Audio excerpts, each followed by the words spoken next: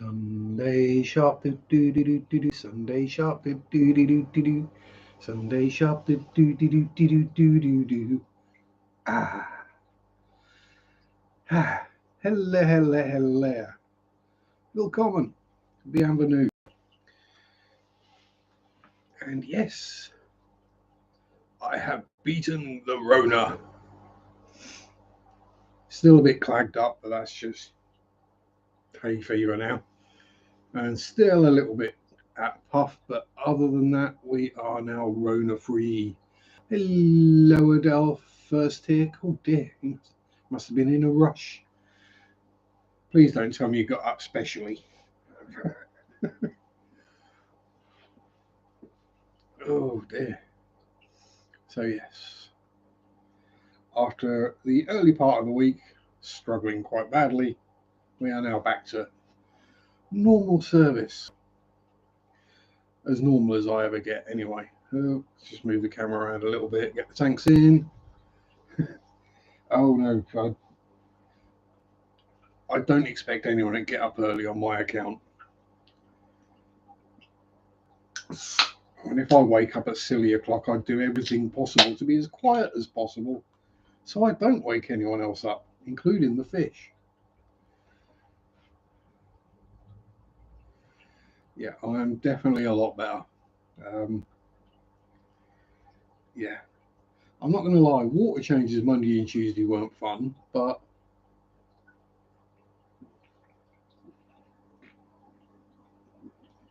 Anzac Day, of course. How foolish of me to forget. And I won't say happy Anzac Day, don't worry, I'm not American. But yeah.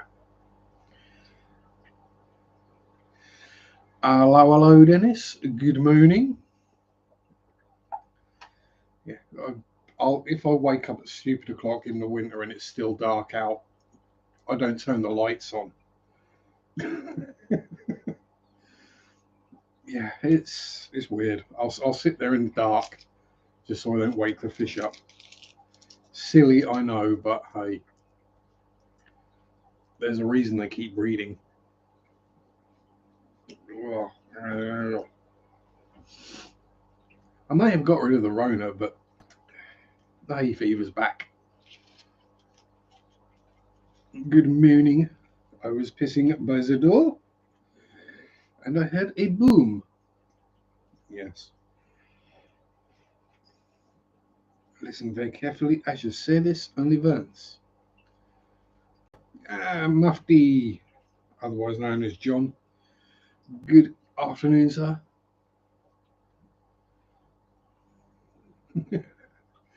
And Paul, hello, how are you? Hope things are looking up after the problems from earlier in the week. I won't say what was going on. And Kay as well, thank you very much. Hope you're well too.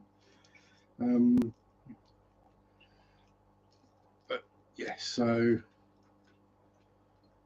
yeah, hay fever. Generally, I get it from March till like mid-October.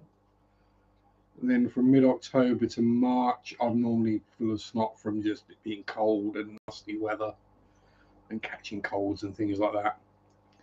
And no, I haven't had a haircut. I actually combed it. And I got it tied back in a ponytail.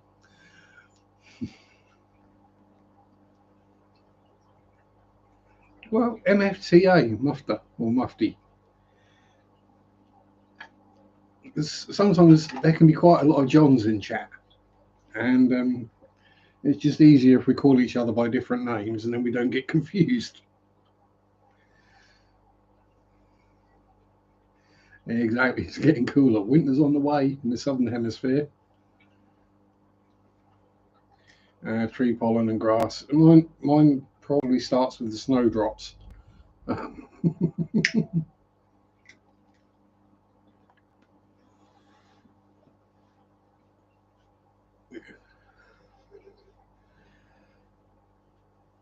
Exactly. It's just, we. Otherwise, if someone just puts "Hello, John" into a chat, And you got me, Mufti, Hippie Me, John Oliver, and there's a few others, John Hudson. You can get 6 or 7 Johns in the same chat, and things get very confusing very quickly. So that's why different names. Although nobody could get confused when they're talking about Master Aquatics, just call me Eduardo. Eddie, darling. Lurking and listening, I do all my nice open spaces.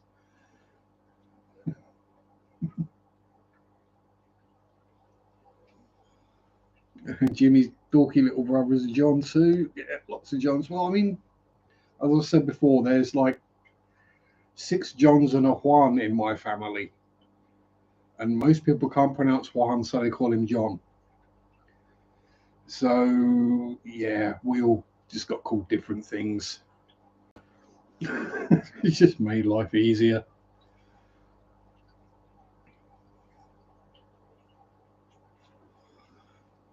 And why rock? Cos rock. Evening, Eric. How are you? And hugs to sister. Found a frog in your fry tank. All your fry gone. Oh no, that sucks, Eduardo. I only have frogs in my pond, thankfully. And all the frog fry go disappearing because the comets eat them.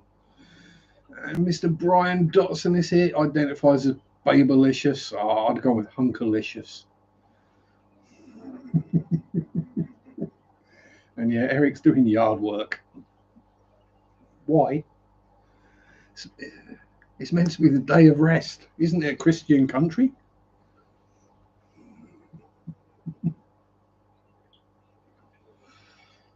Yeah. Yeah, we'll gloss over that one. So what's been happening on Planet Sharpe this week? Not a lot, understandably.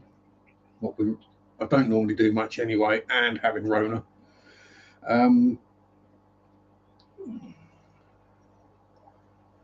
That behind me is a Fluval Roma 200 litre, 50 gallon US. Vampire Swordtails, Promise of Bunny Vibe. Oh no! Frog is now snake food. Yeah. Ribbiter went to snack. And Swordtails fed Ribbiter. So he's passing it up the food chain. So yes, what we got? So unsurprisingly, we have more babies. Not plex. Don't worry, not baby plecos. We have more baby shell dwellers, some of which I only noticed today, so they are literally like a day old. And in this breedery box up here, we don't just have. I'm looking at the camera and my finger's pointing in like exactly the right position almost. But when I look, I'm like pointing completely random direction. But in that breeder box, we now have 9 Baby Limia perugiae live bearers. So thankfully, I'm having a little bit more luck with live bearer fry than Eduardo is. The mollies that were in there just got moved up there. First landing on the shores of Gallipoli. Respect to those who lost lives and those in military service, past and present. Yeah. Also, we don't do Anzac Day over here, obviously, not Australia nor New Zealand. If you didn't know what the ANZ in Anzac meant, Australia, New Zealand. Is it Armies of the Commonwealth? But we bring it all in with Remembrance Sunday on the 11th of November. We remember everyone who has fallen defending the Commonwealth, as it were, or any Commonwealth service member that has fallen.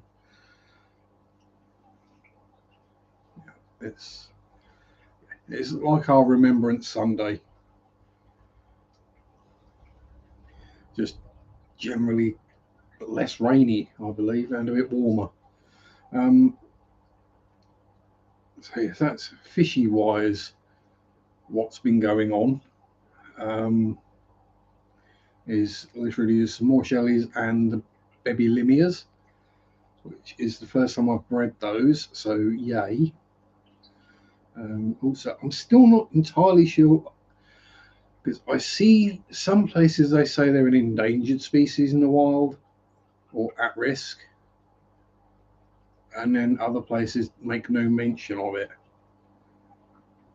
So whether it's something that, because they were so popular in the hobby not many years ago, that there's a lot of them around, but there's just not many left in the wild. Yeah, a bit like Memorial Day. And actually, speaking of specifically World War One, Mary and I took a visit. We had an adventure. We went to another local church, not that local, up in Ash Hill, and inside they've got the crosses of the grave markers of two of the men from the village that actually fell in World War One. And the actual grave marker crosses are on the wall inside the church, which brings it home to you. And one of them does have a bullet hole in it. So it's, yes, kind of things that brings these things straight to life. It's one thing you see, most churches have the memorial on the wall with the names of all those from the village or the parish who passed or fell in each war, 1 and 2, sometimes the Crimea as well, or the Falklands or whatever. But as you see all the names on the wall, 4 from the same family in what is a small village. It's not a town or a city, it's a little village. 4 from the same family, but then either side of the memorial on the wall to see the actual crosses from those graves. I'm not sure whether they're from the field, but the battlefield, as it were, or from where they were actually buried in the mass graveyard before they put the stones on the graves. Yeah, it was a nice thing to see. I'd love to visit the grave of the unknown soldier. Yeah, there are so many. And the unknown soldier, they keep trying to find out who each country's particular unknown soldier was. So no, don't. That grave does not mark that one person. That monument memorial is to everyone who was lost, who was never found. Okay, yes, there is a person in there, but that, to me at least, that memorial is not just to that person, but it's to everyone whose bodies were never recovered or identified. I think most countries that were involved in certainly World War One, if not World War Two as well, most countries will have one of those tombs or monuments. It's just one of those very sobering places to visit. I remember what we did on a school trip to London once.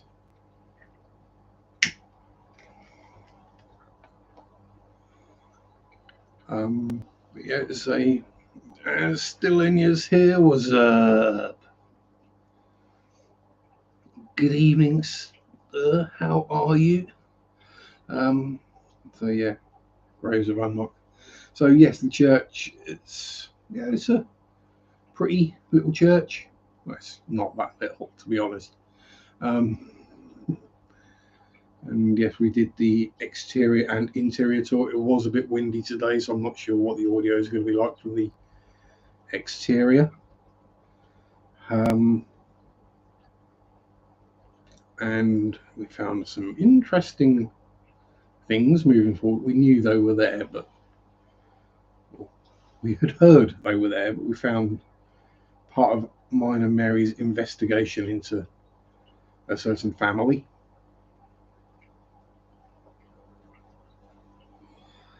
Nothing paranormal either of us noticed anyway. Hello, Al. Yes, pretty much every country, I believe, has an unknown soldier that was involved in the Great War. And Scully's here as well. How are you? So, yes. Oh, right. So, what did we do this week? Let's see. Now I've got to remember what videos I put out this week. I didn't do a short. So Mondays was the just the general fish room tour. The oh crap! I need a video to put out. My voice is going. What do we do?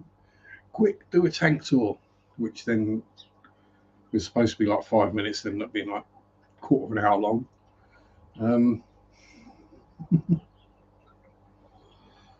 And then Fridays was the interior of East Harling Church, complete with all the various knightly tombs. That's knight with K, so as in Sir William Lovell and his wife and son, and is it William Hurling as well? It's Hurling anyway. I can't remember his name.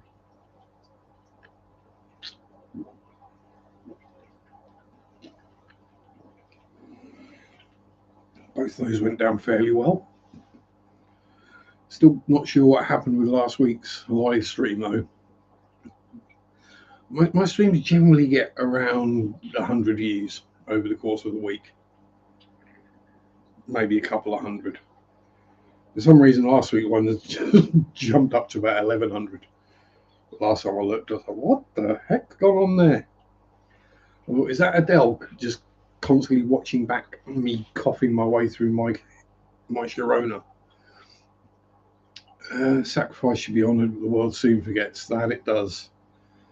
And part of the reason why I'm going back, well, myself and Mary were both documenting it. Mary has a Facebook group or page that she's doing. Where we go, going around all these small local churches, some which are in ruin, some which are still in use. You don't know how long they're going to be there. The history is gradually being lost.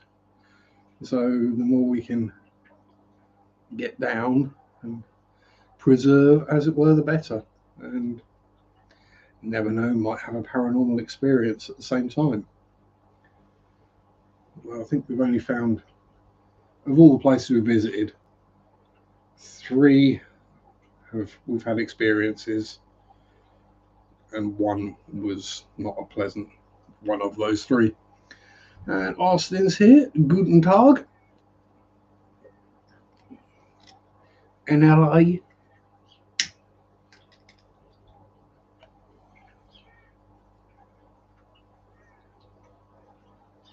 Irish Eyes. I shall have to have a look into that one because I'm tuned in, as it were, to a couple. Faces of the Forgotten is a good one. Obviously American based. The only problem is that he's got his logo. It's a beautiful logo of an angel. I can't remember the exact name of the angel. But once you see it, you can't unsee it. The fact that it looks like a penis. With wings. That's not just me either. Other people have seen that.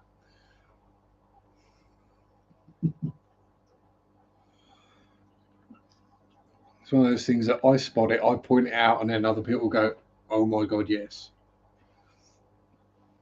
Yeah, he's a good channel. He basically wanders around graveyards, looking at graves and tombs and crypts and having a bit of a waffle while he does it. It's quite entertaining. Not quite sleepable. Faces of the Forgotten is the channel name.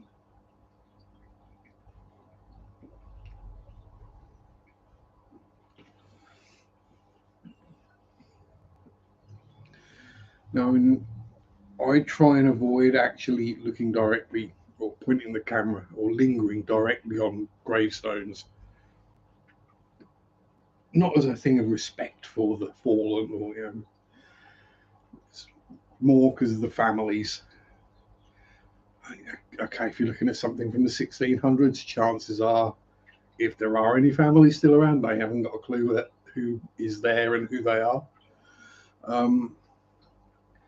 But a lot of our graveyards will have the graves from the 1600s, and then right next to it will be someone who died 3 weeks ago. So you don't, or I don't anyway, at least want to get those things on the video, and then someone might watch that video and see their loved one's grave there and get rather tearful. There's, if it just happens to come up in your feed, such and such graveyard tour, and you've got relatives buried there, you might click on it, and you might not appreciate someone, especially if it's someone like me who takes the mickey out of names.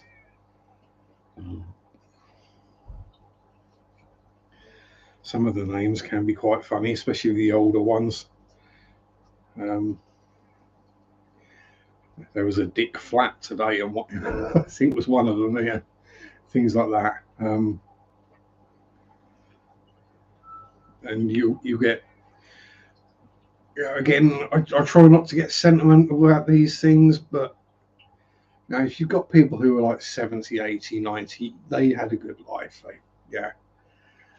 When you then see the grave next to someone who died aged 2 days,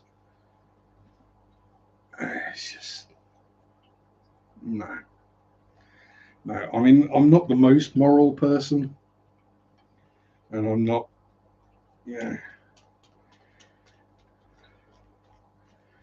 not exactly a complete softie, but Reginald Houghbottom. Yeah, if I saw a Reginald Houghbottom, I would probably have to put it in the video. Or I'd at least crack the joke before I turn the camera on. But yeah, so when you're dealing with babies and young children, no, I'm definitely not going to point the camera anywhere near them. Well, actually, one we saw today, because I know people who live in that village, and I know the family name. So we saw a lot of people's graves with that family name on there. Pretty sure I know who some of them were. So I did have to be kind of careful with that one, especially. Because if it's a person you know who is a friend, who watches some of your videos, it's probably for the best. You don't start posting pictures of their grandfathers or their fathers' graves. Just out of respect, really.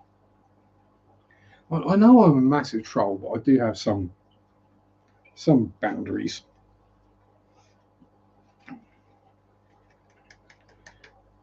But still, punch a Nazi. Let's see if we can find something more lighter and some more jolly japes to talk about. People who say blimey and then confuse people because they've never actually heard someone say blimey.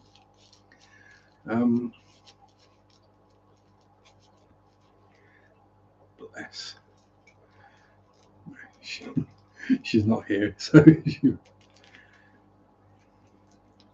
some of the most beautiful tombstones are seen where children's a lot of love. There is a lot of love put into them, and they can be beautiful. But it's it's, yeah, Kay was watching. Kay knows exactly what I'm talking about when I say blimey. Cool, blimey, Gov. Um, but yeah, there's something extra sad about them. I mean, when I filmed the wander around Attleborough main graveyard, um, there is a kiddies section, literally an entire section of just children's graves, and I didn't go there.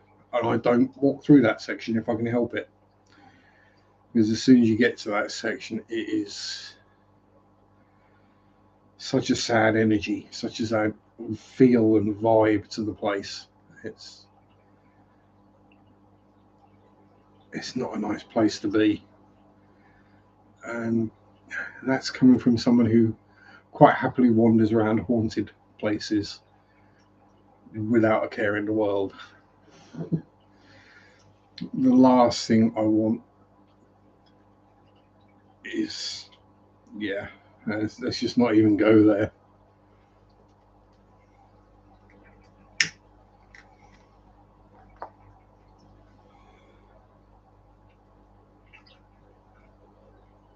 Yeah, exactly, Adele. Go have a wander around there. You don't have to do it at the dead of night. As you say, you're sensitive to these things, so during the day is probably better when it's quiet. Um, just have a wander around and see what you can feel. You can now. You feel the sadness. It lingers in the air. Obviously, it's sad when anyone dies. But then when it's someone who's 70, 80, 90, I'm not saying they deserve, but they've had a good life. They've done their bit. They've bowed out, and a young child or a baby, it's just extra sad. Or we respectfully say goodbye on your way out the gate. Make sure nothing follows you. Where do you think my shadow person came from? Uh, but yeah, shadow's not a problem. Uh, yeah, just a bit of respect. It's Yeah, exactly. You don't even hear birds singing in that part of the cemetery. There's nothing there. Yeah, you just be polite, be respectful, be calm, be quiet, move slowly, and just let them feel the energy, the vibe, whatever you want to call it. Just let it in, and yeah. And I know I sound kind of new age hippy dippy saying those kind of things. There's no other real way to put it. Um, I'm not going to start waving crystals about and making incantations or anything, but treat it as though you go around to someone else's house.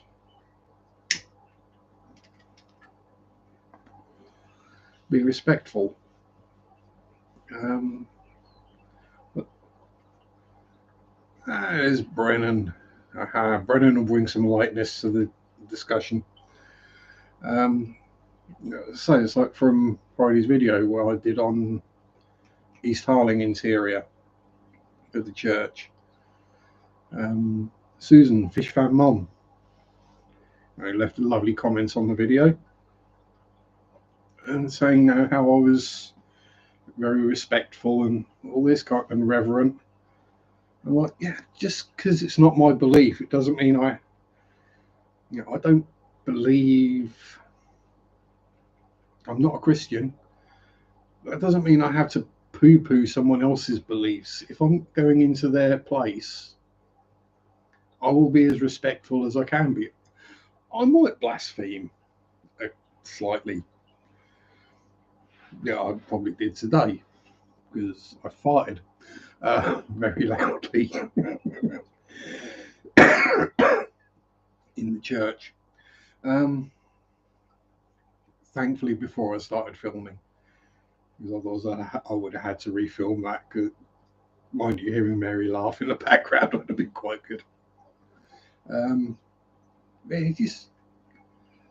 Let's just be respectful, be reverent. I'd be the same if I went into a mosque or some other temple or something like that. I'd have the same level of respect. Just I don't believe it. It doesn't mean that it's not right. Yeah. If you want respect, you have to give it.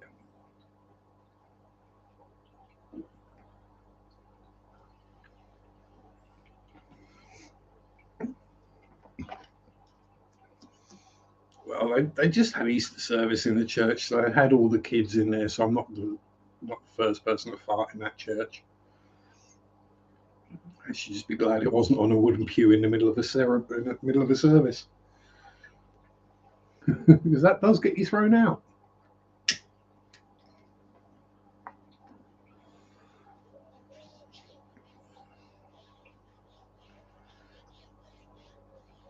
So yes, what else has been occurring? Really, not a lot. As I say, we've got no more baby Plex, unless Spotty's in the cage right now. No, he's feeding up. He's getting ready to go in the cave.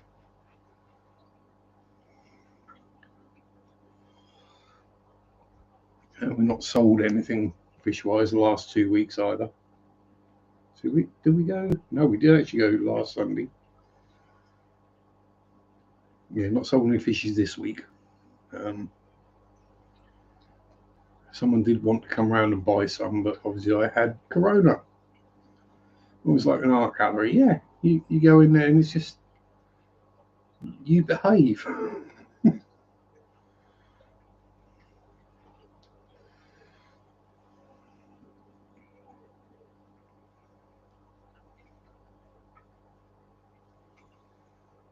I don't have any rep.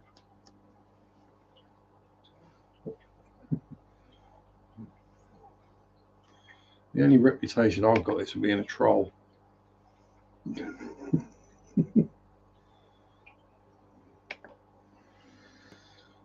Human malware puts a damper on things. It did for a few days, but minor issue. Not such a hard. Oh yeah, I can be. If someone deserves it or someone upsets me, annoys me, generally pees me off, I can be the biggest a-hole on the planet. I didn't break all these fingers and knuckles accidentally. Quite a lot of them were broken on people's faces.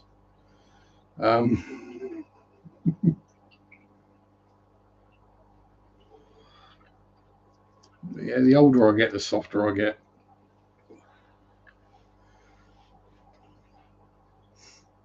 I'm like a dime bar. Soft on the outside, crunchy on the inside. Armadillos! If you don't remember that advert, sorry.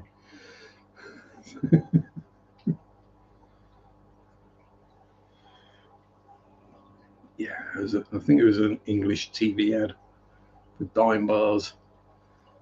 Armadillos, crunchy on the outside, smooth on the inside.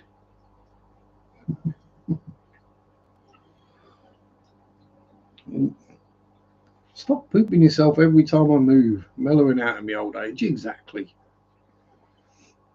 The hair's a bit shorter. The nails are shorter. No piercings left. Still wear all black, but it's not all metal black. It's just because black's an easy colour. It suits me. Matches my hair. My heart. But yeah. It's all Mary's fault. Been with Mary over 5 years now, so she's softening me up.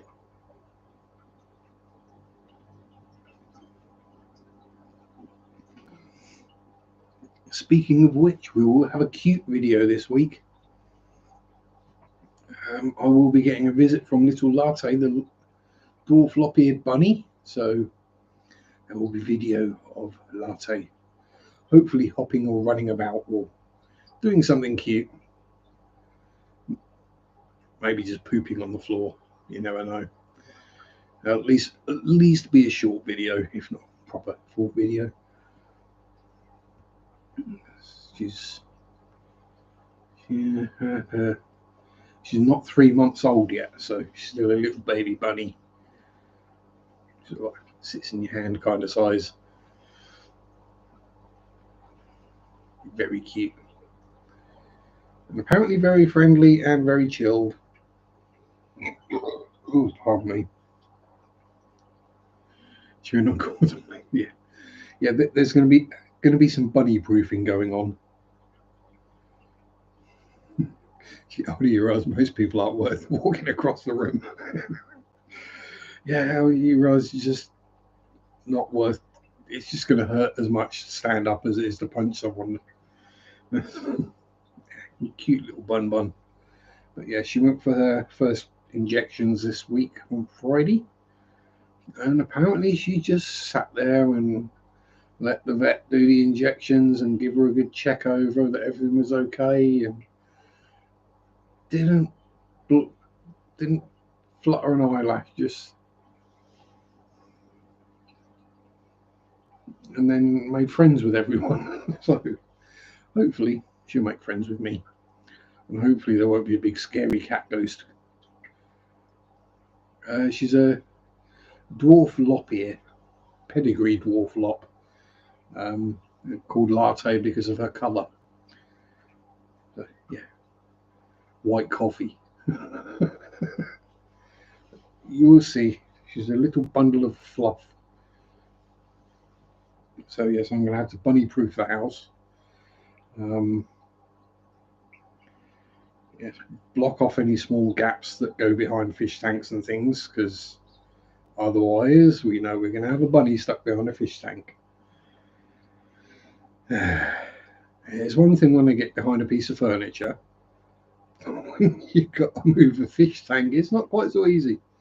So yes, we're blocking things off with pillows and boxes and all sorts. But yes, she'll be able to have a run around. She'll have little bowls for food and drink, and something comfy for a snooze on if she wants. And yeah,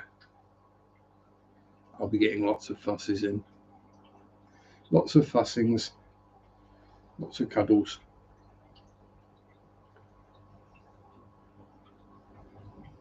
Yeah, yes. The feral populations of rabbits, yes. I completely understand that in Oz. And there's plenty of feral rabbits around here, but people just tend to shoot them for, or as we call them, wild rabbits. But yeah, people either shoot them with air rifles and eat them, or trap them with ferrets and dogs. It's still a bit nasty. Plus, every year they release a new strain of myxomatosis. We do have the rabbit-proof fence. Is that a bit like Donald Trump's unclimbable fence, where people within a couple of days, like people were having races to see who could climb it the fastest, and it was like in seconds. Does pedigree add an extra zero to the price?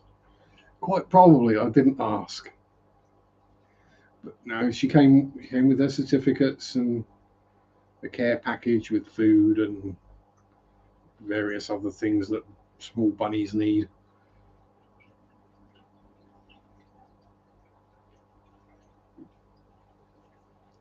She's got a palatial two-level hutch and all the toys. Hello, bunny buns. See, we're talking about bunnies, and Bunny Viper turns up. Moving tanks about to say hello and drop a like. Yes, we're all getting better. Joke about Mixie. Cock. Yeah, there's lots of jokes about myxomatosis, but That's one thing you don't. When you know rabbits with mixie, you put them out of the misery if you see one. You just do. Whether it's shoot, whack it with a big stick, whatever it is, you just put that poor rabbit out of its misery. Um,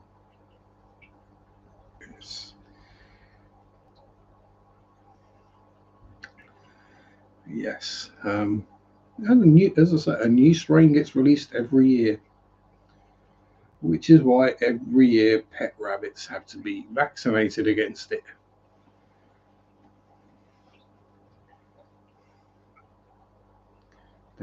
You got whacked with a stick.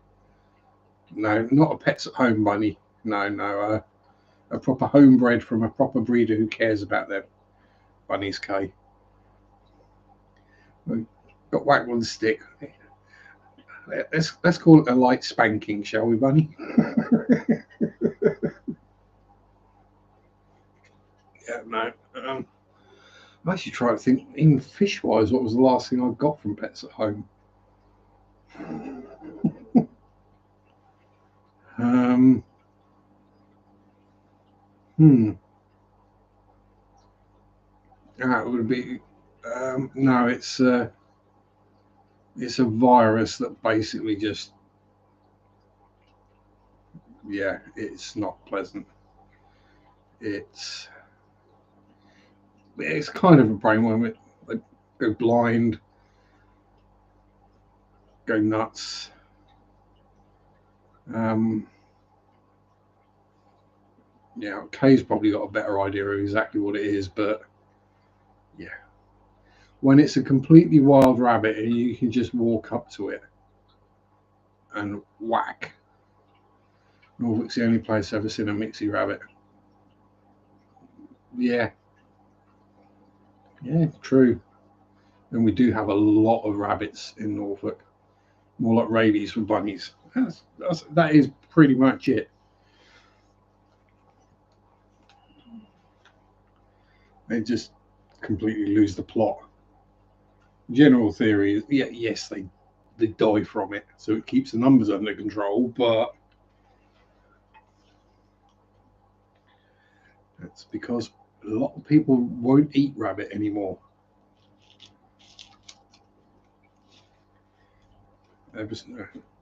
They watched Watership Down. They've had pet rabbits. Um, I'd I'd still eat rabbit. Um, Same as I'll still eat fish, but I keep fish. You know, I can distance between the two. But one is a food source, one is a pet.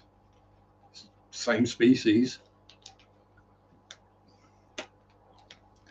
Well, Bunny's taking a break, moved a bunch of smaller tanks in for 60 tanks around other fish in bigger homes. Today is day 3. Yeah, it does take a while. Even if it's just moving one tank or a couple of tanks, it takes a surprising amount of time. Because obviously, while you're at it, you give everything a really good clean and a good sort out, and then bigger homes for them and less tanks for you. So just reducing the workload. It's carried by rabbit fleas, yes. Which is why you have to vaccinate pet rabbits, because otherwise they might catch it. It's not really going to be much of an issue in the bigger towns, because you don't tend to find too many rabbits in town, but this is a fairly rural area, so there's a lot of wild rabbits around, even in town. Someone I know, like just over there, posted on Facebook the other day about her cat bringing in a rabbit, a wild one, not a pet. Flea collars for bunnies. I think the problem is it's only got to bite it the once and that's it. the disease is transferred. And flea collars don't kill fleas that fast. So yeah, they have to have the shots. Whereas Tony Bunny doesn't like going to the vets. He needs chasing around the house for a considerable amount of time before you can catch him and get him into his carrier. And then the vet has to chase him around the vet's office and pin him down to get the injection in. Latte just sat there, just took it all in stride. Never know, she might be different the next time when she realises what's going to happen. Rabbits are fine till they get into your veggie garden. Well, I don't have a veggie garden.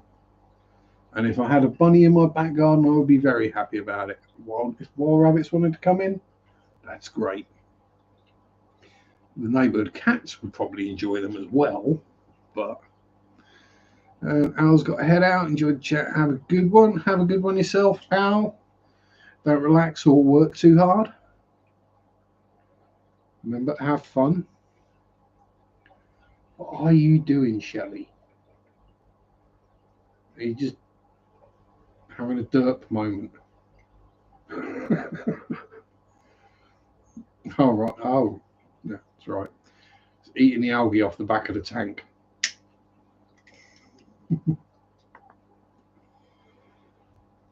Awesome food got caught in the algae on the back of the tank.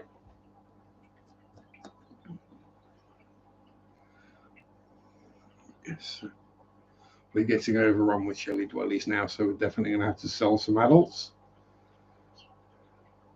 What a shame. Probably another 5, I think. As long as we don't do what we did last time and sell all the males and then not have any babies until the fry grew up.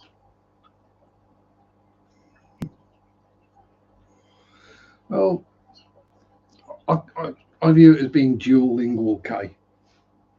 Most people here are American or understand American. So it kind of works well. Ooh, what's that? How the hell is it? Smitten by her new better. Very pretty. Very pretty, angry, finny boy. Bilingual. Exactly. English, English, American English, Australian English, Norfolk English.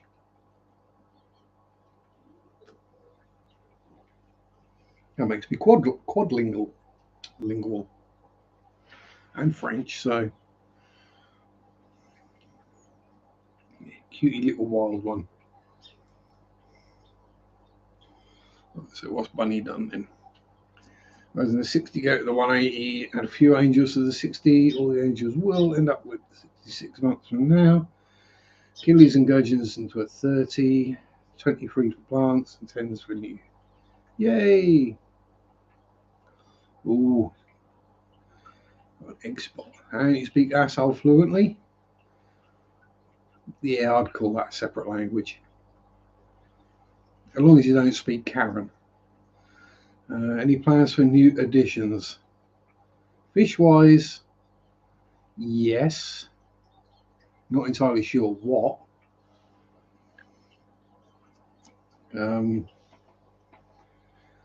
Probably some more panda cories at some point and some more epistogrammas.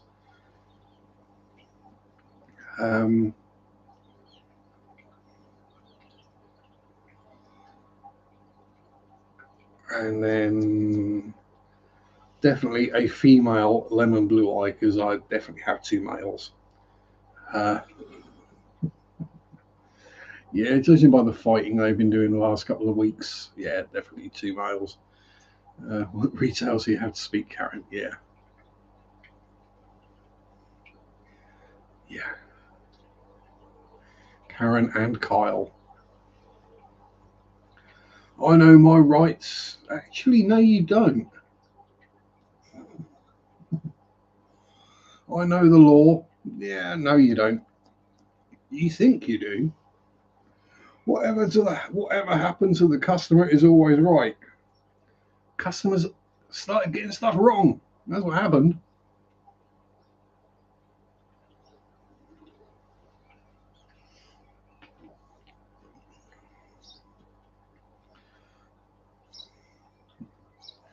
Like Karens and Kyles, Bruces and Sheilas. If we want to add some racial tension to the mix.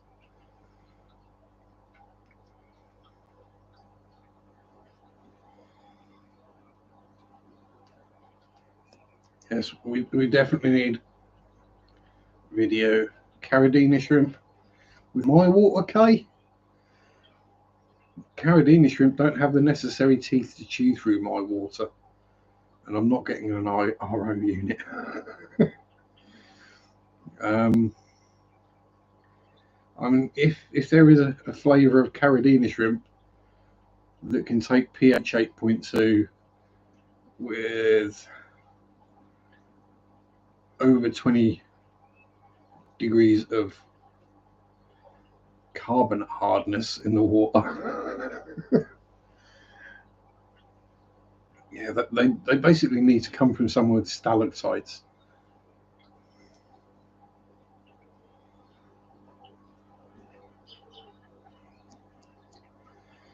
Feeder and lever alone get us settled. Yeah, bloodworms. Bloodworms are usually good. Nom, nom, nom, nom, nom. Although, don't drink out of a stream that has bloodworms in it. Just say that from a personal experience.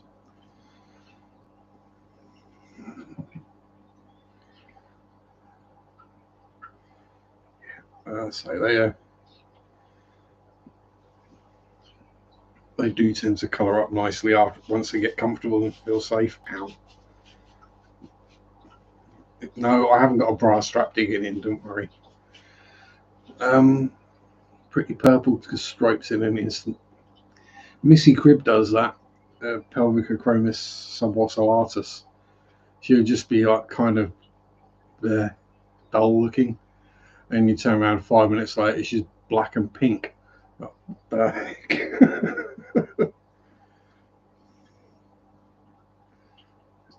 And a personality as well, yes. I've got plenty of fish with personalities. Those two Acaras especially are. Yeah, they're water puppies. I've learnt now that if they get hungry and staring at me and doing the little fin dance waggle, if that doesn't work, they can start splashing. And if that doesn't work, they just start hitting the lid of the tank. Okay, have fun, bunny. Don't work too hard. Remember, it's supposed to be fun and a hobby. Oh, and I was going to end up with all the wild betters.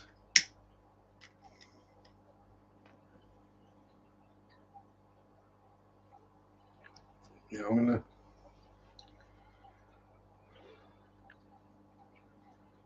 Yeah. I'm not sure what other stuff I might get. I mean, it's always good to have a spare tank just in case you get one of those ooh, purdy moments. My guppies stopped splashing quite a while ago. That's because they all got eaten by the Bashir. By Chuck Bicker, whatever you want to call it. Dino Boy.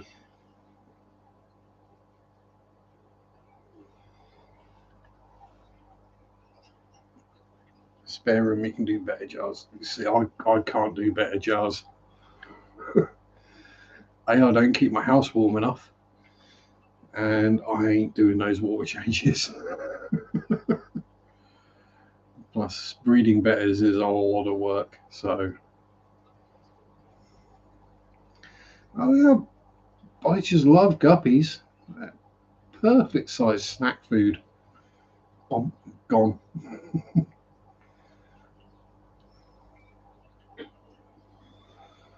So Spazzy Boy, he got to the point where full-grown adult, big adult swordtails were gone. Clown loach, gone. Bamboo shrimp, African wood shrimp, Yeah, of course they like. Yeah, exactly. So I just started referring to guppies as live food.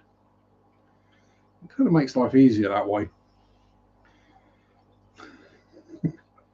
Although weirdly, he didn't go after the babies. He didn't go after the fry at all. He would let the fry grow up and then eat them when they become adults. He was sensible like that. He was like, well, the human feeds me, so I'm not going to get hungry. But, you know, I'll save you for later. Let you grow a bit bigger, then I'll have you. And because guppies aren't that bright, so he would just be there asleep, looking asleep, and the guppy would just swim straight past his mouth or swim straight up to him, and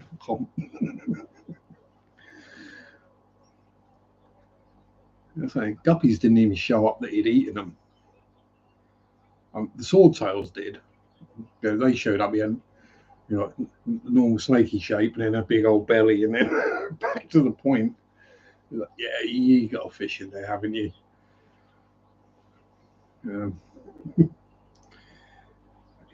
It was an awesome fish, and if I had the right tank, I'd have another one in an instant. I don't have the right tank, so I want to breed fishies, not have them eaten. And because he would eat anything that was, as I say, large swordtail or large molly size was a food item, it kind of restricted what I could actually keep in the tank. Let's see this sort of weird reflection up there, is it? No, it's that side. Yeah, it's just a weird reflection. Yeah, so. Ooh, ow. Another owie. Right, so I think it's time to have a look at some fishies. Do we want to see some fishies? I think we do. The fishies are always good to look at, especially compared to my ugly mug anyway.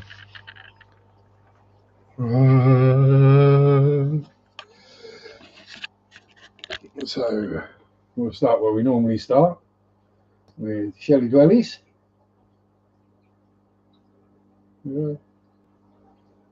All the shelly dwellies. This girl down the front has just had another spawn that hatched today. They're not the ones you can see, they're a month old. It looks like Missy down the back has had a couple as well, in addition to the ones that are currently there. And then it's down behind here where the real crash is. There's absolutely loads of them down the back there.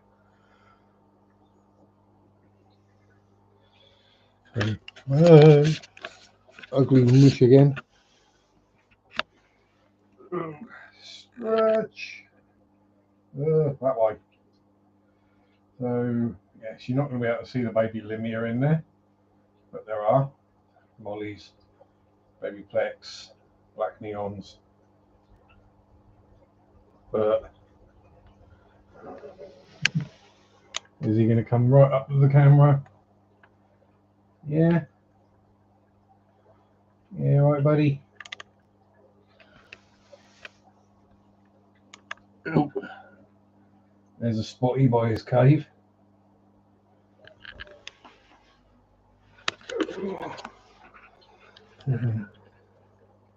For the snail fans. Snails, all you really want is snails. Oh dear. We do now have around about 80 placklets in there. So there are the larger of the super red bristly noses. You can see by the length of the fins that there are indeed some long fins in there. That one's sitting. Can we get closer? Can we get closer without falling out of the chair? There's that one up on the top of the wood. It's basically about 80% fin. So we've got now far less bristly noses in there, because that's where the 80 came out on, so there's only 70 left. Oh god. Don't look like it. Trust me, there's like 100 plus super reds in there, 150 bristlies in there, and that is also where the other random baby mollies went. Then shrimpy tank.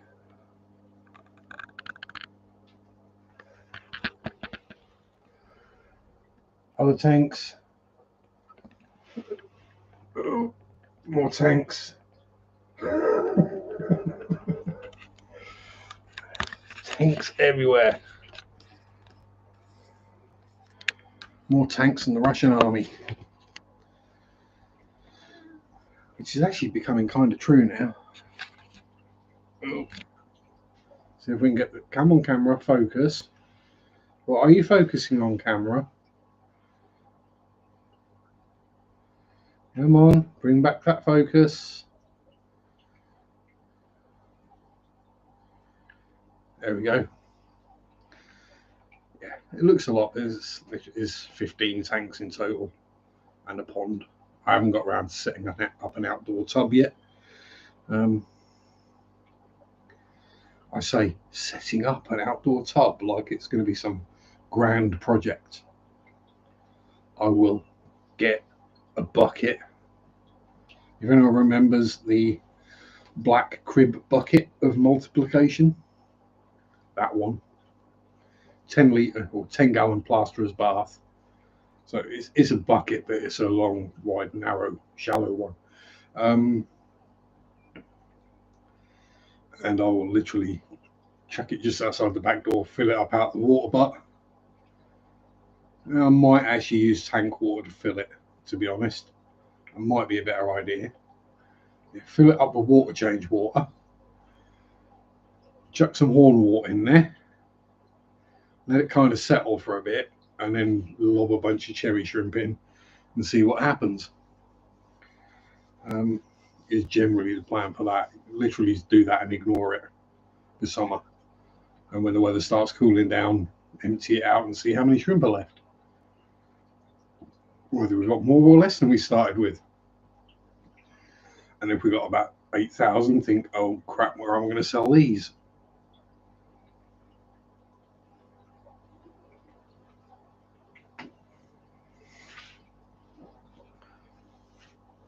Yeah, I'm just thinking more the water change water, because that's the water that my shrimp are used to.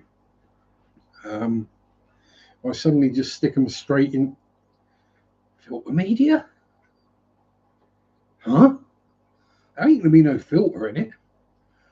It's literally going to be a bucket of water.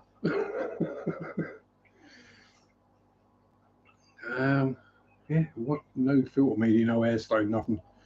Just a bunch of horn water and water change water. Give it a few weeks. Let it all kind of mush around a bit. And dump some shrimp in there. I'm not exactly short of shrimp.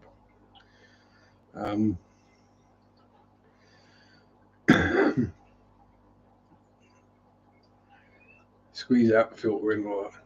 No need.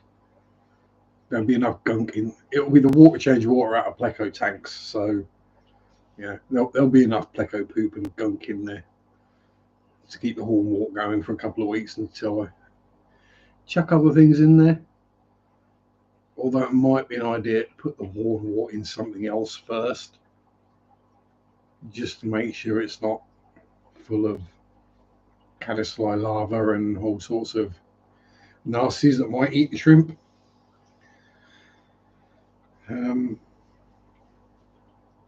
So yeah, chlorinated water would probably do that, wouldn't it? So I just fill a bucket up with chlorinated tap water, dump the horn water in that for a couple of days. I think they're doing it, you need to seagull and draft proof it. Yeah, I don't need to seagull proof it, I just need to cat proof it. So it'll be probably just a bit of netting over the top. Dragonfly proof it. Yeah, I'd get dragonflies from my pond, but oh, pardon me, that's a bit moist. Given the way my shrimp tend to breed, though, I'm not overly worried about predation from one or two possibly dragonfly larvas. Yeah, exactly. Some not fly screen, just mesh, something cheap and easy I can find. QD or Poundland will probably have some kind of stick-on window mesh, keep flies out during the summer. Yeah, job done.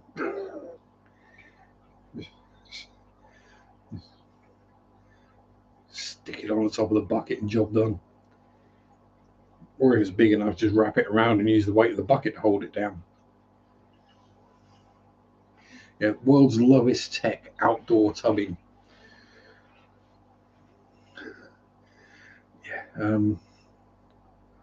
Yeah, that video will probably get me a bit of hate. But no, you need to have filters and established media and they survive in the wild without filters. Go away. Plus the horn water is just going to go like crazy anyway, so I'll probably end up having to go in there every week and pull handfuls of bloody horn water out. Be like duckweed. Which, touch wood, we're still duckweed free everywhere. Yes, I managed to get it all out of the pond. I used the kitchen sieve strainer. That did the trick. Caught all the duckweed and let the water through. And just throw it on the garden. Where it decays and feeds the, well, I say plants, feeds the weeds. Let's be honest. Not much in the way of plants in my garden now. Although one of the things Mary did get me for my Easter present was obviously with the Rona last week, we didn't do Easter. She did get me a packet of courgette seeds, so I'm going to have to find somewhere to plant those.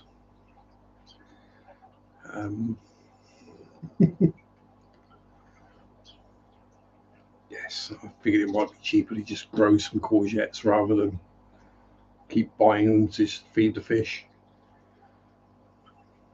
I might have to buy a grow bag or something like that and have some courgettes in a grow bag somewhere.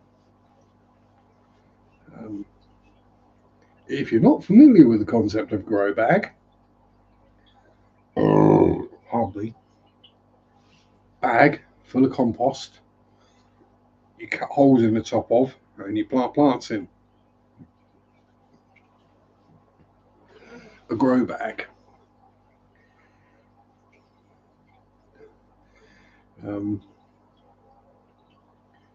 I did look and I haven't got any of my chives left, they've all gone now. The only useful plants I have in my garden are the curly parsley, the lemon mint, and the stinging nettles. And the stinging nettles is because I feed them to the shrimp.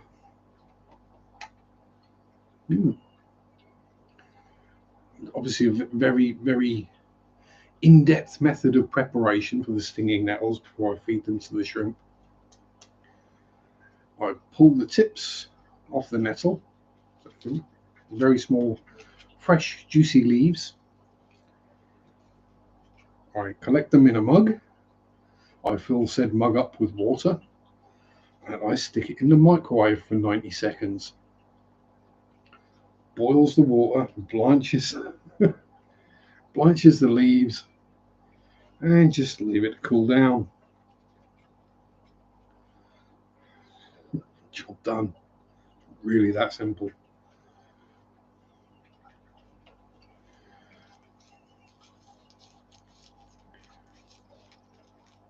I don't do complicated. My fish keeping is like any hobby I have. I try and do it the simplest way possible. It's more fun if you've got to do less work.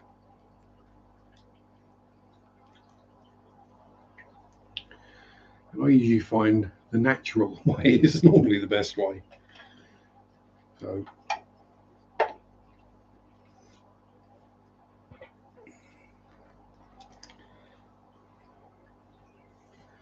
koi can't live in a pond without a massive filter and heater and blah, blah. How do you think carp survive in lakes?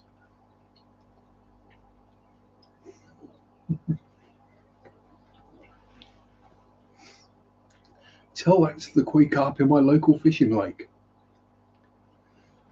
Survive the winters, survive the predators.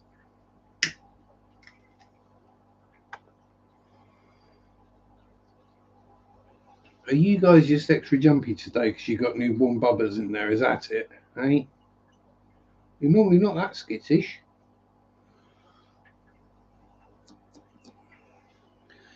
Yeah, so that's that. What else has been going on this week? Yeah, I've not really got up to much. I've been watching a lot of Aussie V8 Supercut racing. It's definitely more entertaining than F1, even if it's just for the commentators. Because the banter is just epic. That's rarer than Scafey buying a round of drinks. You're taking the mickey out of me for not buying a round of drinks, you with your tiny dinosaur arms. Yeah. So yes, I've been watching a lot of that. Hey, I've been ill. I've literally, other than do the water changes and a bit of tidying up around the house, I've basically been going and sleeping most of the week.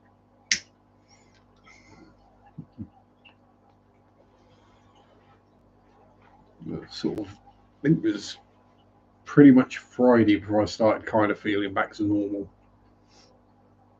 And I felt better yesterday and then better today. Actually managed to walk around the graveyard and the cemetery without getting out, and the church without getting out of breath. So that's better.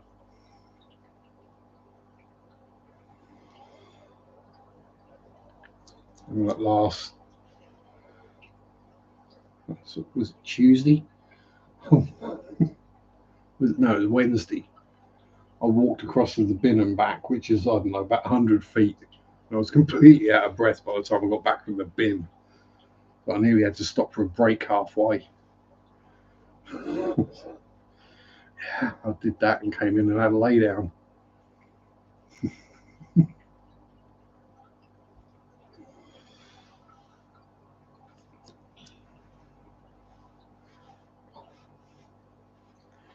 I think I might have been bitten by something while I was out wandering around in the grass around the graveyard in my shorts. It wouldn't surprise me. Most creatures try and eat me at some point or another, especially the ones with the skeletons on the outside.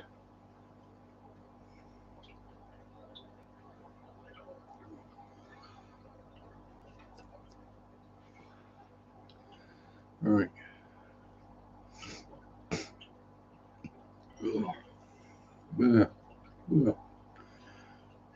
Okay, that's a weird sensation.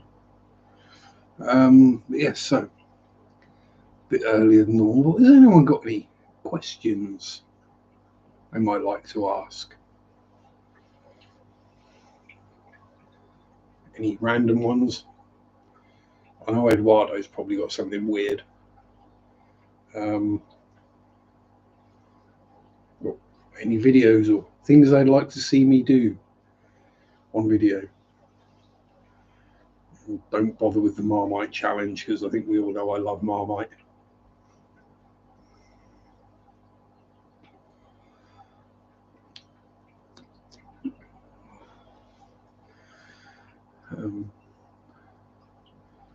Definitely no Sharpe tries vegan food. That's not happening. I'm trying to think what we got coming up this week. So tomorrow is looking like being the species profile on the Olimia perugiae, unless I can film something else. I'll say hopefully the short this week will be Latte doing funny stuffs, which is being cute, and we'll get some video of that. And Friday's video will be the outside of Ashel St Nicholas Church. And I think I'm pretty much out of content, so I might have to do the pond dipping video and the setting up of a shumpi tub.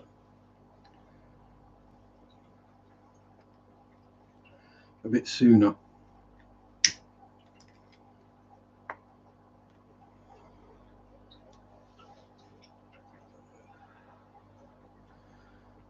Yeah, so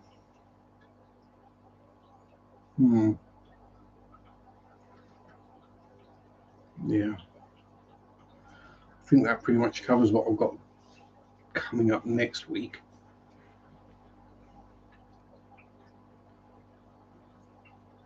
It's actually really quite tricky trying to do 2 videos, a live stream and a short every week.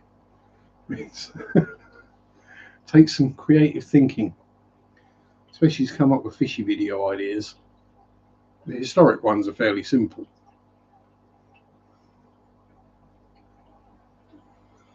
Or the ghosty ones. The paranormal videos are fairly easy to do, but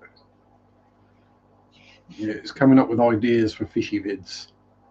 So if anyone's got ideas that they would like to see me try,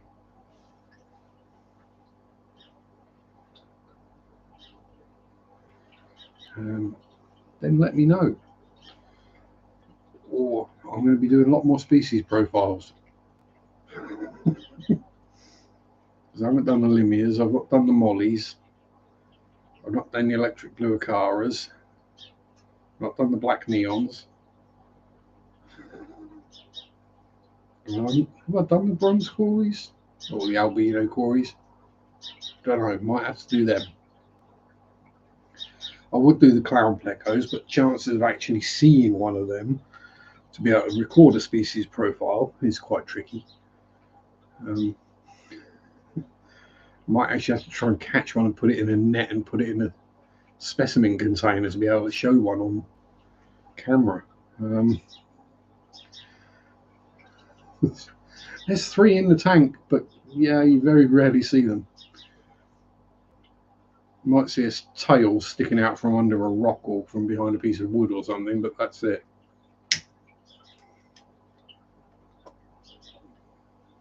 And it's not a big tank. It's massively overstocked.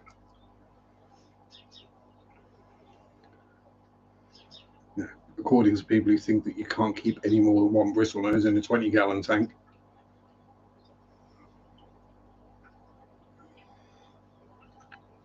No, you cannot keep 2 bristlenoses in a tank that small. It is too much. It is too high a stocking level. The filter will never cope. The ammonia, the nitrate. Something wrong with your bloody filter, mate.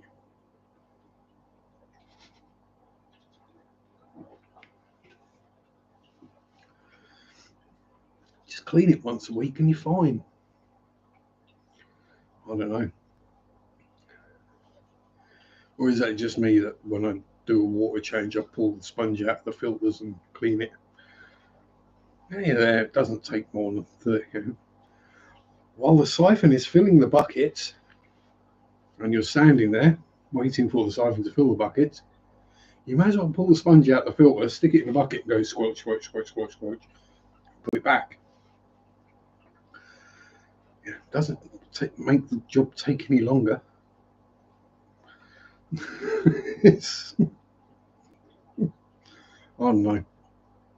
I do have to clean out the canister filter this week again. That's it's been 3 weeks since I cleaned out that canister filter. That'll definitely need doing. Um, yes, 3 weeks, not 3 months, or 6 months, or a year, or however long some people leave them.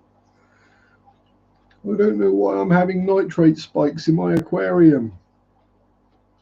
I'm running 2 Fluval FX6s. When did you last clean them out? I don't clean out my filters because of bacteria. Yeah, that's why you're having nitrate spikes. Your filters are full of breaking down fish poop. Sorry, rant over.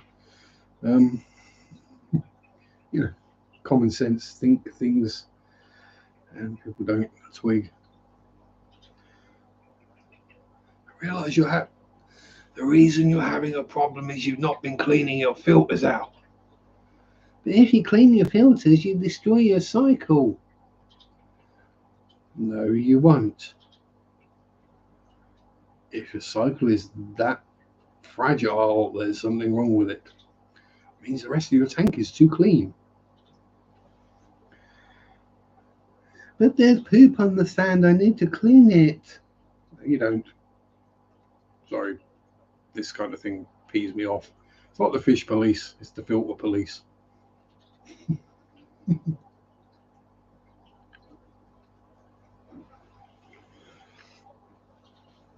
Like the people who say that sponge filters are useless. Well, how can that work? You can't get any biomedia into it. It is biomedia. The whole bloody thing's biomedia.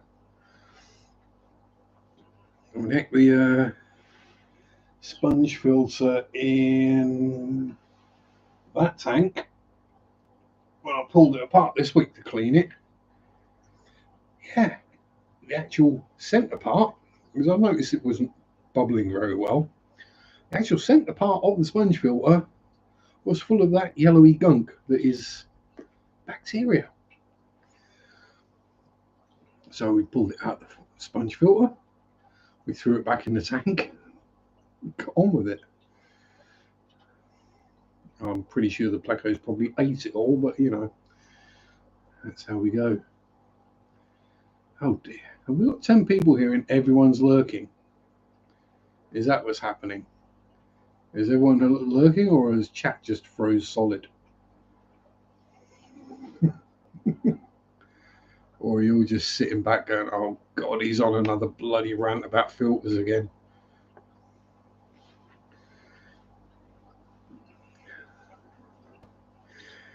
Yes. How Sharpe upsets fishy people. Filters. Stocking levels. Hey, if it ain't broke, don't fix it. If it is broke, something's wrong. And no luck all the time. Guess that's what I do. Yeah, it's one of those things you get used to chatting and having a chat with the people in the chat. Then it's having a cup of tea and a snack, and then it all goes quiet and the chat doesn't move for a bit. And it's like I can see there's still people here. I'm just completely waffling and trying to keep things going, and I'm running out of things to talk about. Help! I don't live that interesting a life. I learned many, many moons ago that when life is interesting, it's a lot of hassle. It's better to have a quiet, boring, tedious life. So you've got a lot less to worry about. And worry is bad.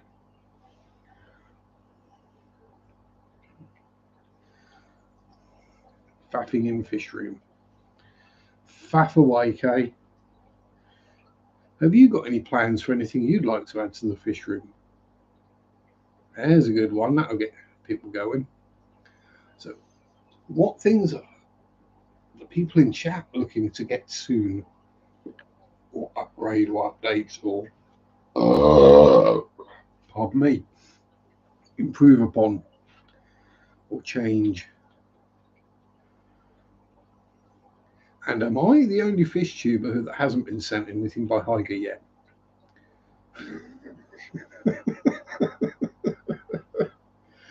I'm joking. If you're watching Higer and you want to send me something, I'll do a review. You'll be honest. I'll tell you exactly what I think of it. And I might fart or burp during the video. Might even swear. But I'll do the video.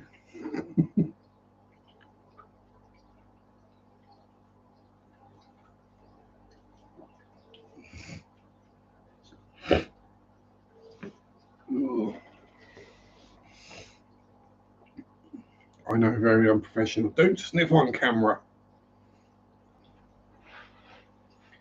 But having a quick snuffle is probably less annoying than, or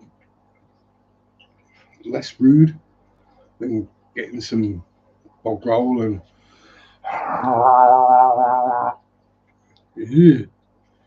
then not noticing that there's still something hanging. We've not really got any hot topics at the moment, Alison. We've kind of run to a bit of a grinding halt at the moment. Flatulence is kind of a standard running topic. There's been some of that today from both ends. Thankfully not too moist or damp, and no turtles.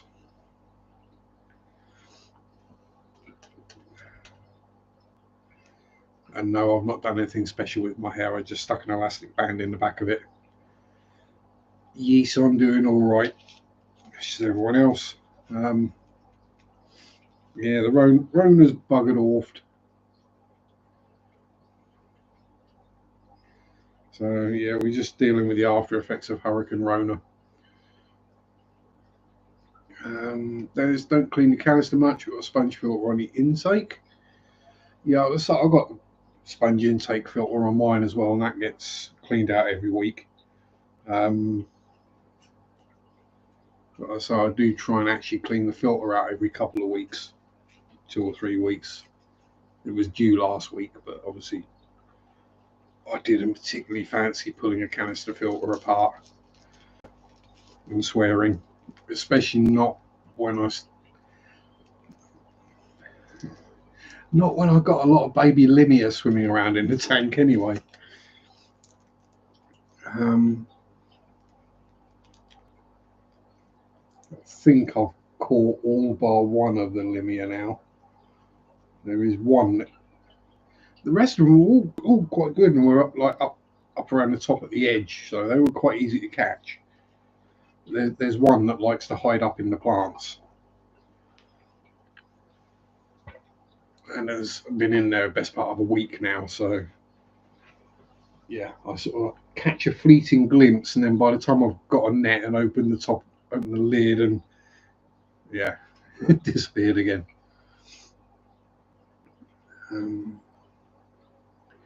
Yeah, so I find with the sponge filter, if I leave it like 2 weeks on the intake filter, if I leave it 2 weeks, the flow gets massively reduced, and you see the intake filter going.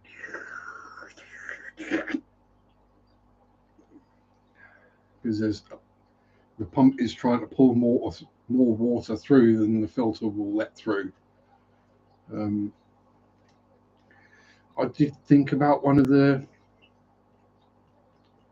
stainless steel ones that you can get, but then I looked at them and it was like, well, yeah, the holes are big enough to let the waste go through, but they're also big enough to let the fry go through as well, which kind of completely misses the point of having a filter on there.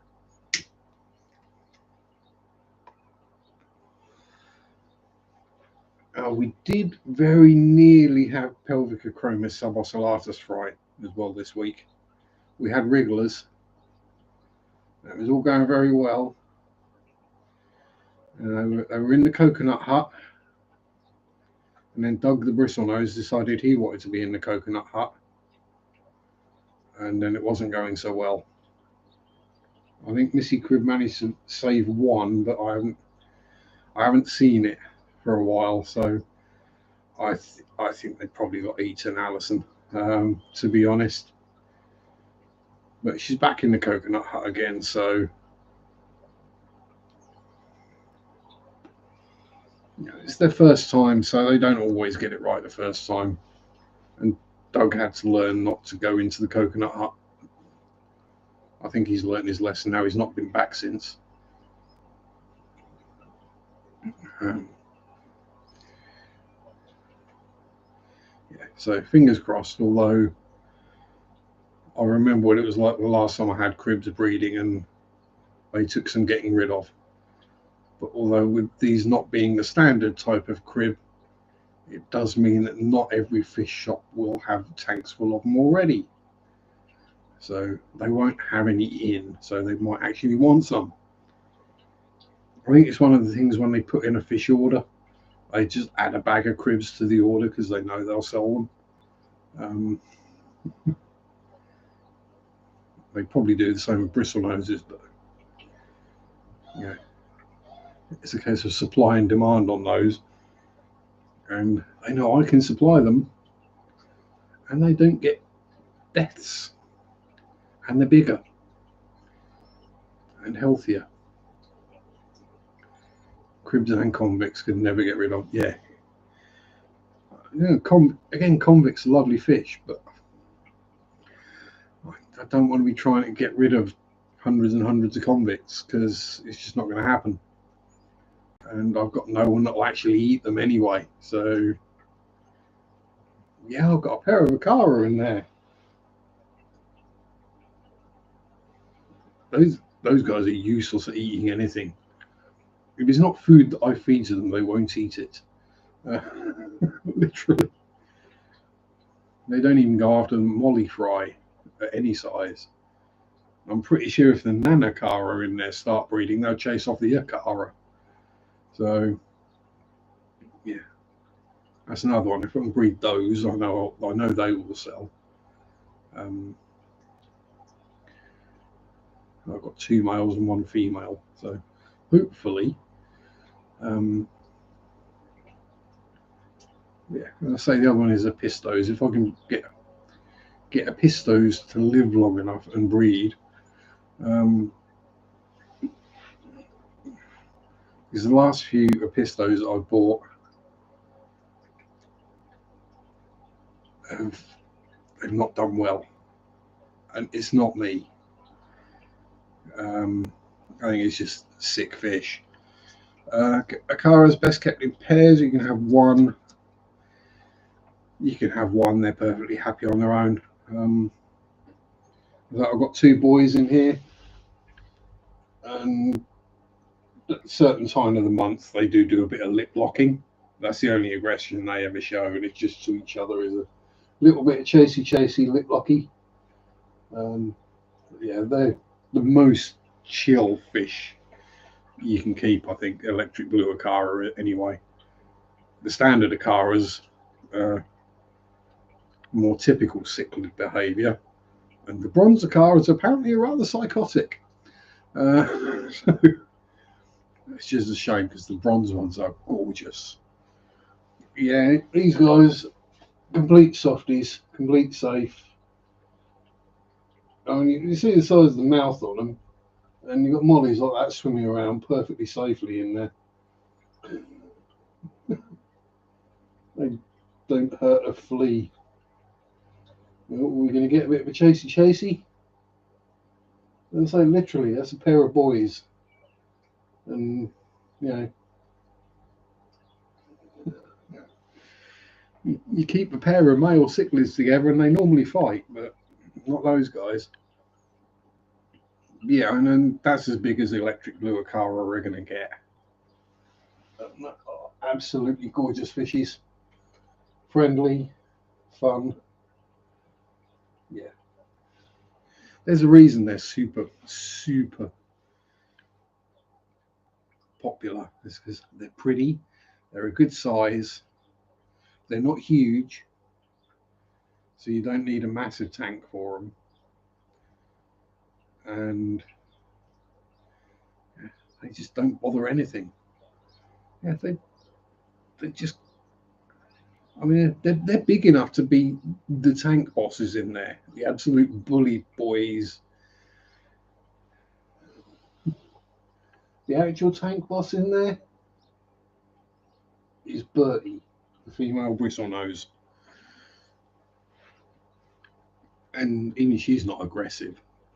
It's just if someone decides that they're going to try and eat her algae wafer, they get a headbutt. And they've all learnt not to go near the algae wafer that Bertie's munching on now.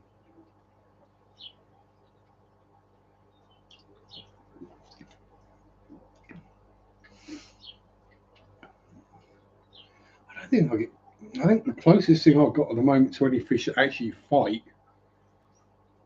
is the male bristlenoses. Where I've got the two lemon blue eyes in the same tank and they're starting to scrap.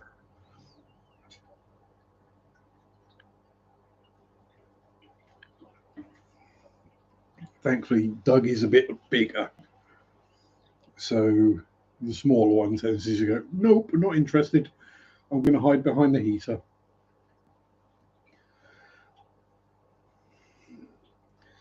Plecos mowed my Begone down to the substrate. Yeah, they can eat plants.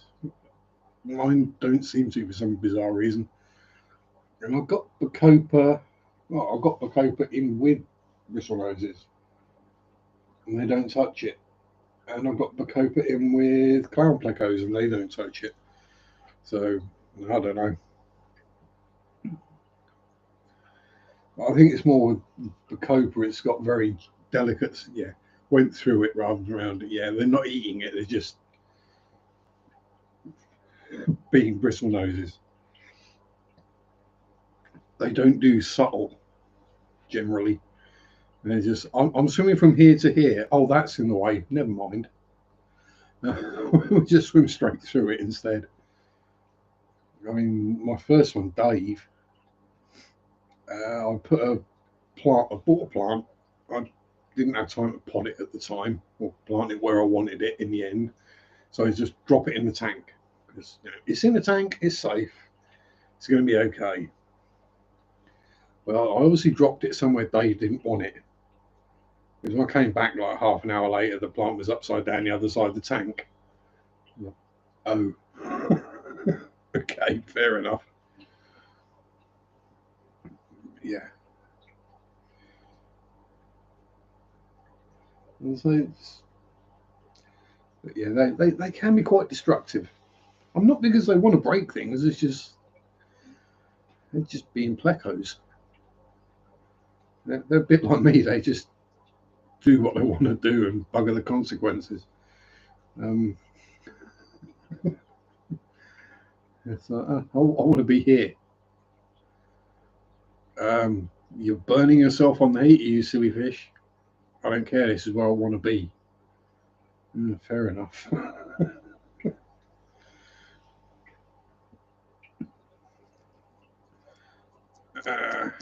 Daniel, how are you doing, sir? Work sucked today. Oh dear, is it that? Oh yeah, Easter holidays still. All the families bringing in the kiddies. Yeah.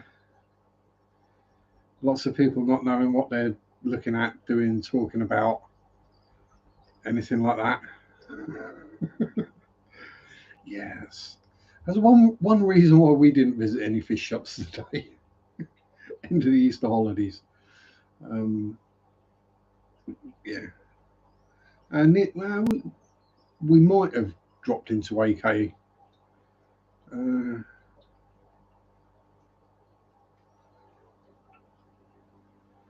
Upset a customer because he told him we didn't open until 10:30 and it didn't take. Well, gave me a problem. Apparently, my customer service. No, it's not your customer service is appalling. The customer is appalling. Yeah, sorry, we're not open. Well, I demand that you open. You must be open for me. I am special, don't you know? I was going to spend money today and now I won't. Let me speak to your manager. And I know your manager. He's more likely to tell the customer to F off than you are.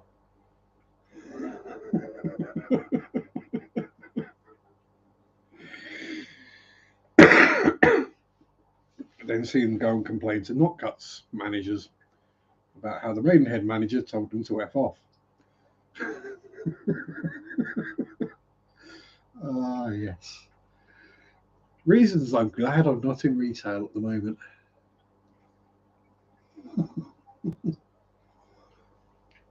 That said, if you get a vacancy, he said he was going to buy stuff and now he wasn't. I was going to buy things and now I'm not. What are you supposed to do? Oh no, we have lost your custom, your cherished custom. Oh, woe is I. Oh no, what will the world come to?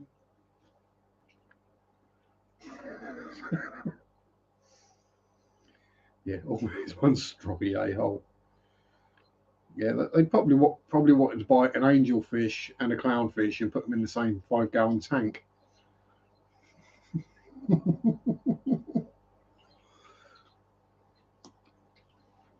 Yeah.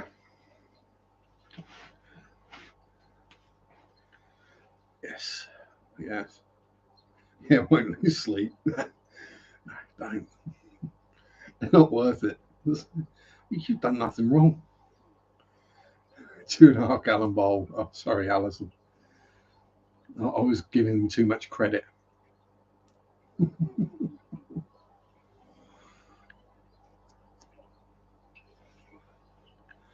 But hey, feel free to rant, Dan. Rant. Feel free to rant. Get it off your chest. Yes. Have you got a place you can go and hide out the back for a ciggy or just for a good old swear for 5 minutes? You need one of them in the shop.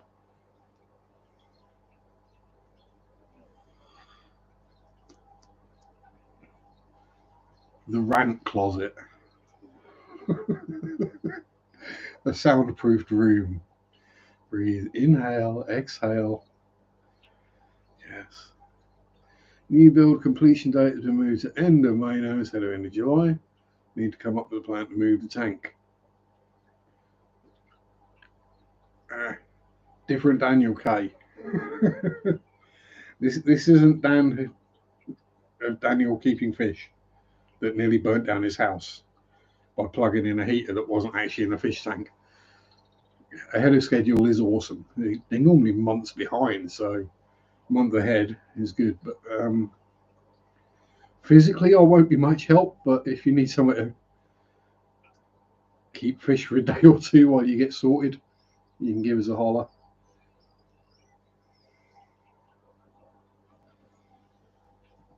Oh, no, we do have more, even more baby shelly dwellies, but Missy down the back's had some.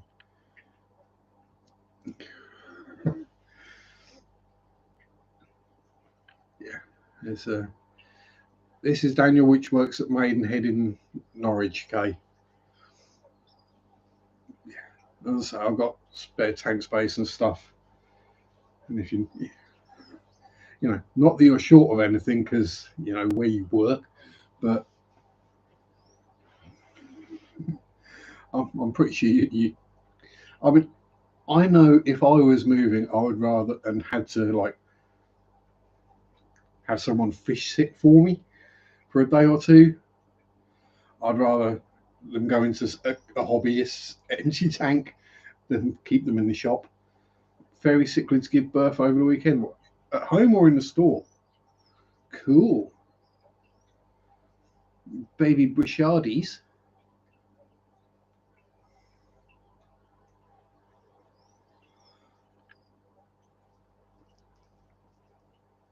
You see?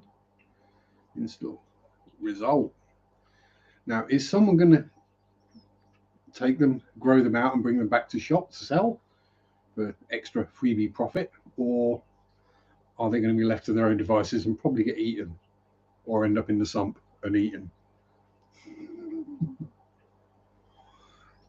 Knowing what's swimming around in your sumps and knowing where the fairy cichlids are,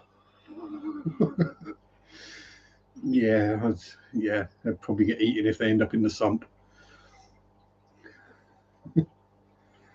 Not quite as bad as swallows' sumps, but yeah. Keep them and leave them to as done before and been successful. Result. That kind of tells you that there's something good happening in the shop, then, doesn't it?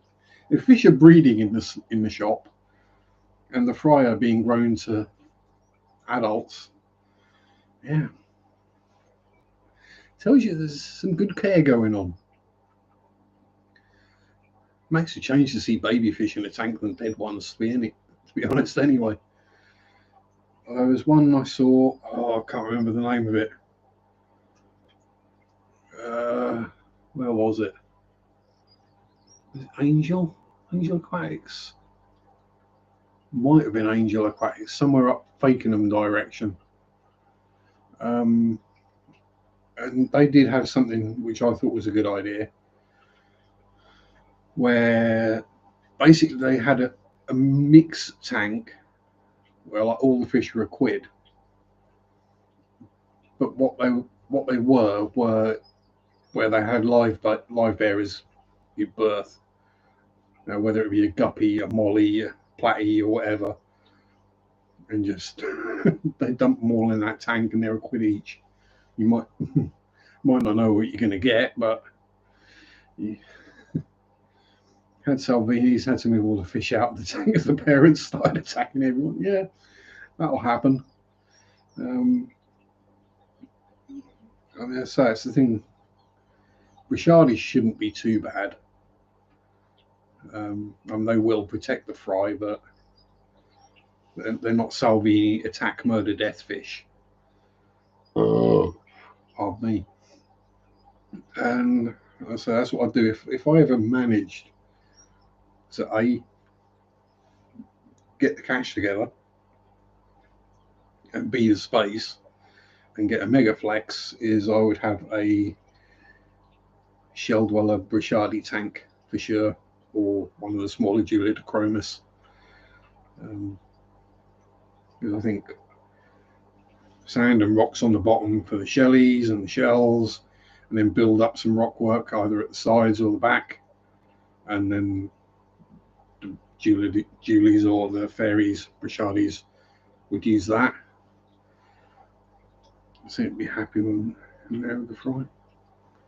I think they are, like the shellies, they are ones that will happily colony spawn, as it were. They won't eat each other's fry.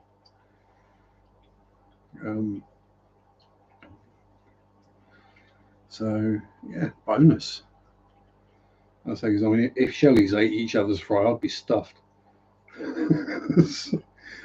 I've got at least 4 female shell dwellers having babies at the moment in a 15-gallon flex. And there's, what have we got at the moment? 1, 2, 3, 4, 5, 6, 7, 8. We've got about 11 adults in there, and probably around 25 fry now. So overstocked? No. Only swung by a rant now. To watch it.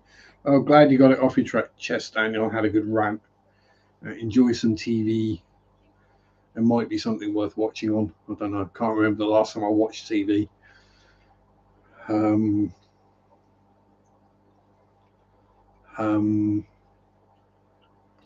think it was when BT were changing the phone cables in the road and the internet went down for a day.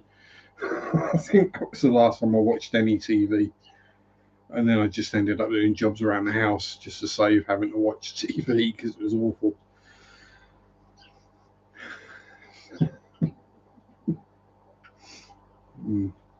Yeah.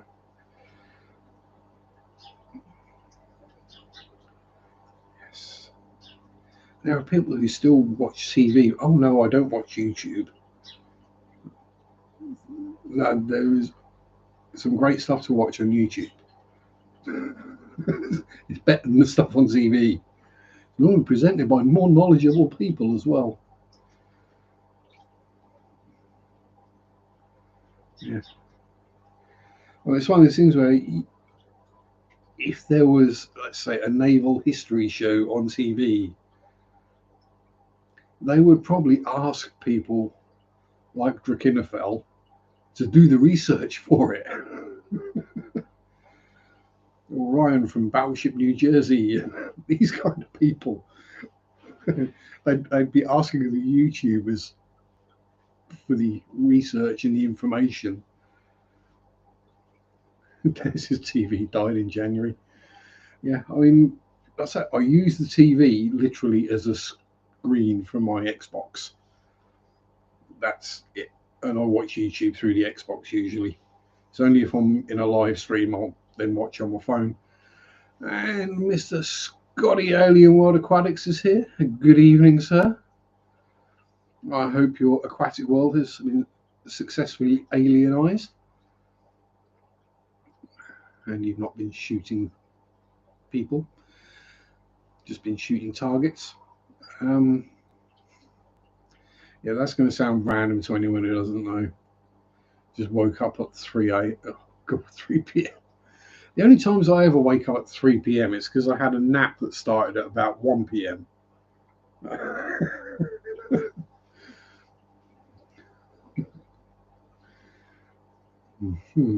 Yeah. The days I'm not in Jess's stream from 3 o'clock. Now, Scott does the airsofting. So he's been plinking targets in the back garden. If you give me an airsoft gun, let's be honest, I'm going to shoot people because it's much more fun.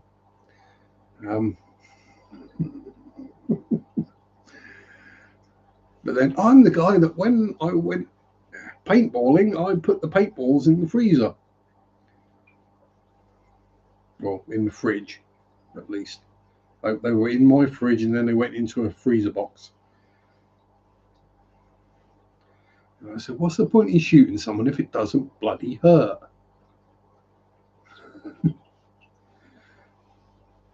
Rather than going, oh, you've got an orange paint splat on you. I shot you. Crack, back. Yeah, they got hit. It's a lot easier to tell. Especially when you get them in the forehead. Oh, yes, I'm evil. I am evil. I am that kind of person who goes for the nut shot with the frozen one. Yes. And maybe there's a reason why I'm not allowed to go back to that paintball site anymore. Probably. I don't know what it might be. Yeah, exactly. The yelling, it just adds to the authenticity. And you know, you then get to know who does scream like a little girl when they get shot. I tend to just swear at people. But then, you know, some used to getting shot at, so you know. When I was about 13. Yeah, the scar's gone now, but yeah, I had a friend shoot me with an air rifle in the side of the head. Accidentally.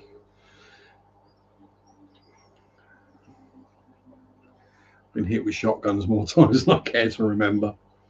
But, you know, minor problem. Shotguns at a couple of 100 yards do not hurt.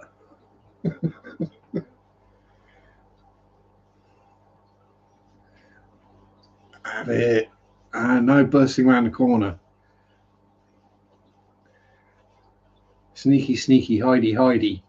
But then they're not expecting it is even better. And yes, I can be stealthy.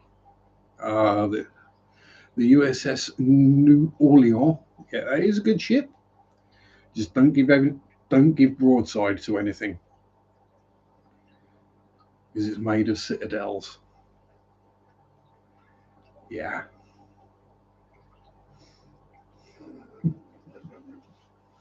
Oh, I am evil. It's made of Citadel. This is a good ship, don't get me wrong. But yeah. What have I unlocked lately? Um, Nothing interesting. Sorry. It's kind of cool. British heavy cruiser. Um,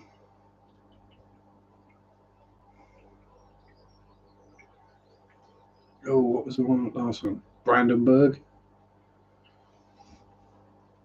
The Baltimore. Yeah, the Baltimore's quite cool. It's not just the XP, it's the credits as well to get those top tier ones. On the console, it's 210,000 XP and 18 million credits for what is a tier 7 top tier. Well, you got the tier X legendary tier, but you know that's when you're getting into your Yamatos and your Grosser Kurfürsts and your Montanas. Yes, I got the Montana. Minotaurs, Des Moines, Shimikazes. In on the console version, New Orleans is a tier 6. Baltimore is top tier, tier 7. Obviously, then you get the legendary, which you got the Worcester, the Alaska, Des Moines. Yeah, we got a lot less ships on the console version and a lot less tiers, but you know,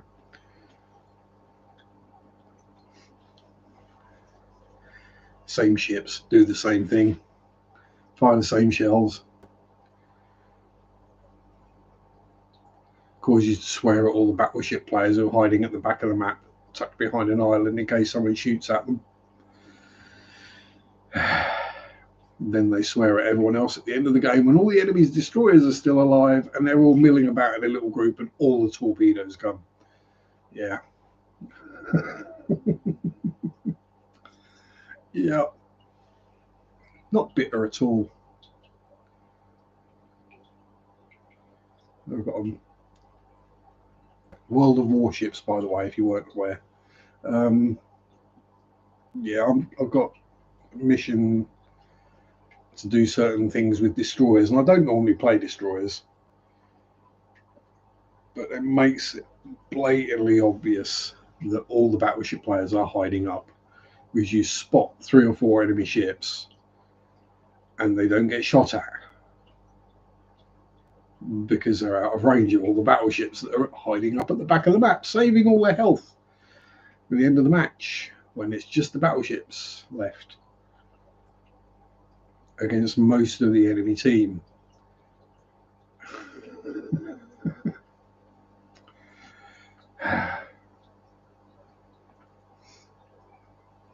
That said, I did get a Kraken Unleashed in a Farragut the other day, so, you know, can't complain too much.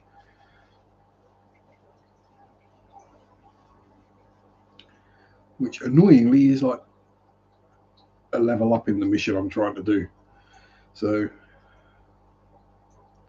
never mind. Anywho's, my time is up, I is afraid, for multiple reasons. Not only is 8 o'clock UK time, I need a pee. So, thank you everyone for turning up, for watching, for listening to me drivel on for 2 hours again. I hope you all have fun. Stay safe. Don't catch the Rona. Have fun. Enjoy your hobbies. Peace out. Rock on. And bye bye. Sunday shop do do do do do do. Sunday shop do do do do do do. Sunday shop do do do do do do do do. Ah.